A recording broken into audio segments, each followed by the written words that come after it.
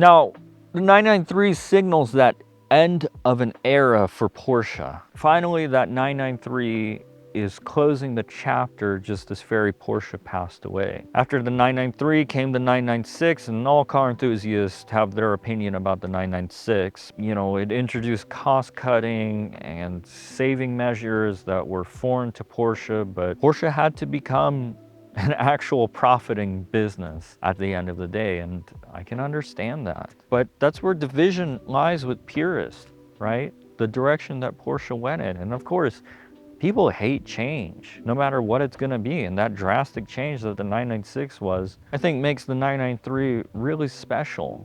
It's a marker in Porsche's history. It's something that will never be repeated ever again. Maybe cars will look the same, but they'll never have the same engine, the same type of feel, the same lack of nannies. It's an end of an era car. Look, like I said, I am more the type of person that wants to drive his car and enjoy it.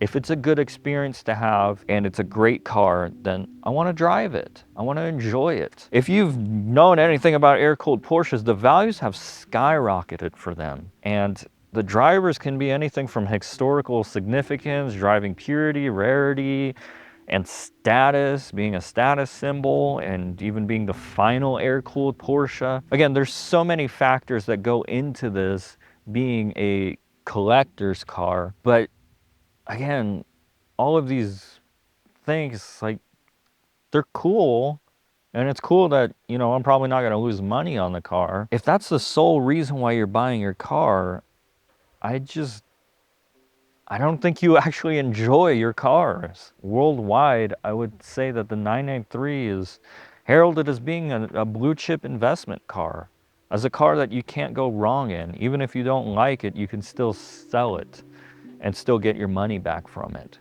And, you know, whether or not this car is worth close to 100 grand, that's really up to you. In my personal opinion, and just even my reflection over this past year, I don't understand why these cars command such high prices. It's not like they didn't make a lot of them, because they did. The 964 is more rare, but the 993 and all 911s, I mean, they made plenty of them. So they're not that rare. But that driving experience that the 911 gives, there is nothing like it. And that's probably why these cars are worth so much money, and why people desire them so much, and why people are drooling over them. I don't really fully understand the hype that surrounds the air-cooled Porsche. I really do think that these cars are hyped just a little bit too much. And again, it's a fantastic driving experience. I love driving this car. I've modified it, I've made it my own, but I just don't think that the price commands what you actually get. This car is not justified for what it is. Don't get me wrong, again, it's an excellent car, and I think that the thing that the 911 does best is being the unbelievable daily driver experience that you can have. I've never owned a car where I was so inclined to just get in it and just go to the store, go to the hospital, go to church, go wherever. Like, it feels great to just get in it and drive it. You don't get fatigued in this car very easily. I can do plenty of miles in it. When I bought the car, I drove the car 130, 40 some odd miles from the Bay Area up to where I live. It was a great experience. It's a little loud on the inside, but it's nothing that's gonna make you deaf. It's not anything that's gonna kill you.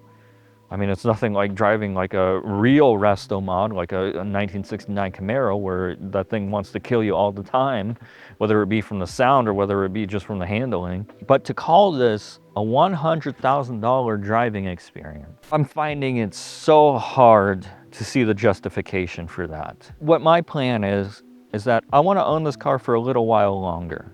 I want to enjoy it a little bit more. I want to get to know it a little bit more. Now, I've been locked up in the hospital for a couple months with my wife because she's had a really bad spell in her pregnancy. But now that we're out, now that I have a child as well too, I want him to be able to enjoy this car with me. I grew up around Porsches. I grew up around 911s, 944s, 914s as well, and I want my son to have that same Porsche experience as well too. But I'm just not so sure that nowadays that Porsche experience is really worth what it is now. So I'll give the car a little bit more of a chance. Like I said, I modified the car and I'll have a video out to just talk about some of my modifications. But my conclusion is that the 993 and air-cooled cars in general, they're a little overhyped for what they are. Anyways, guys, thank you so much for joining me on the Driveline channel. And if you made it this far, I really appreciate it. If you would, go ahead, shoot me a comment what you thought about this video. If you're an angry Porsche owner, I'm sorry, but look, I'm non-biased. I love cars for what they are, and if it's a good car or a bad car, I'm gonna call it how it is. I'm still undecided on this car. Like I said, I don't think it's bad, but I just don't see the justification in it. Anyway, guys, I'll see you later.